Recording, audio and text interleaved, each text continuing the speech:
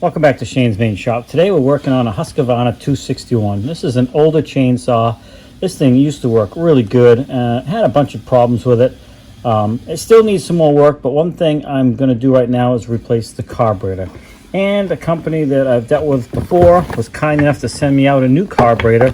And I was surprised to see they actually sent me more than the carburetor. And I'll just show you here what we got. So they sent the coil block, new plug wire, new plug, new fuel line. Let's see, we got a new air filter, and of course we have the carburetor itself right here. Now these guys, this is from HIPAA. They do a lot of small engine parts. They sent out a carburetor to me before for a little Panzer tractor.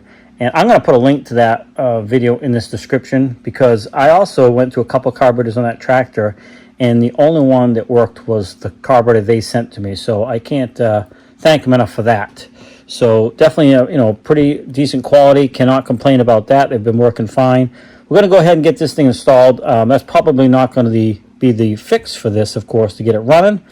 But I definitely can recommend their parts, because I've had a few of them now, and I've had good luck with every single one so far. So I'm just going to take you through the process of replacing this carburetor. Now, when I reached out to them, I told them what I was looking for. I've been having a hard time finding the right one.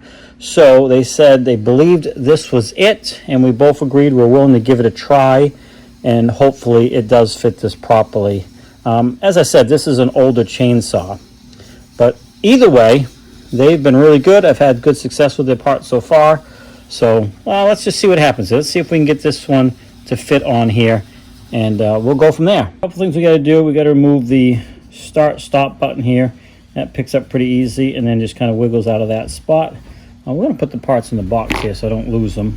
And then we have some Allen wrench screws down here we got to get out, and on the carburetor housing itself, and of course some linkage and some fuel lines. The one on this side is a little bit of a challenge, because you have your linkage there that doesn't come off easily until you have the carburetor unhooked. But if you can get that down on there, you can get that loosened up and get that removed. Next we got to remove these bolts here that bolt the intake, carburetor, and spacer block all to the block itself. So remove those. Actually, I think if you remove those first, you'd have better access to this other bolt underneath that linkage. So that might have been smarter to do, but we'll get it. Once you get those loosened up and out, you can just slide those right out like so. And get the other one. Now you can take your intake, I guess, get it out of the way until we get that other bolt off. There we go. You can slide that out of the way. And now we're at our carburetor.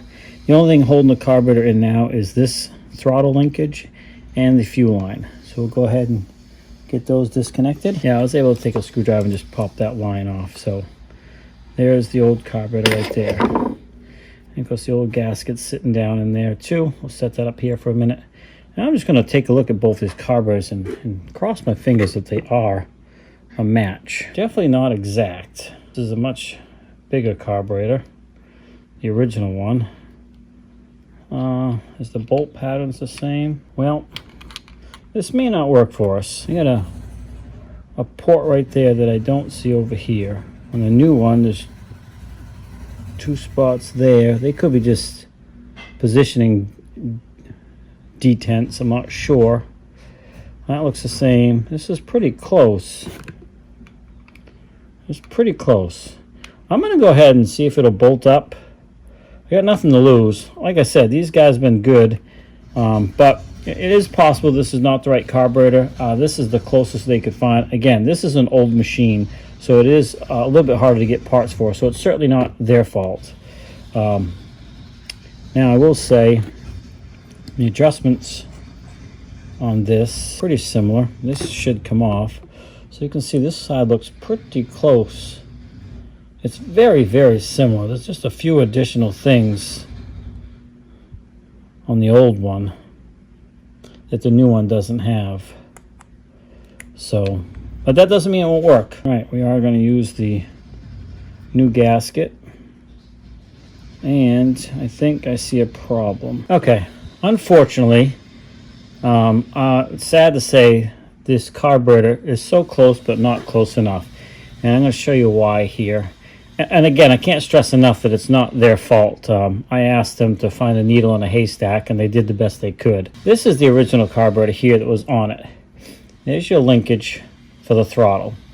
When you pull the trigger, it pushes forward on this, which pushes forward on this here, which then opens your throttle plate.